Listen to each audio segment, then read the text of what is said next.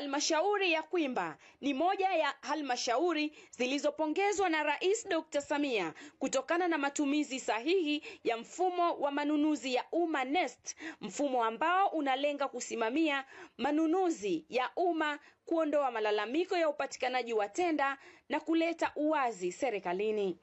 Lakini watu wa Kwimba wao wameitumia vizuri NeST. Wameitumia vizuri kwenye uwekezaji, kwenye kutoa tenda, kwenye kutoa ajira, kwenye kutoa nini.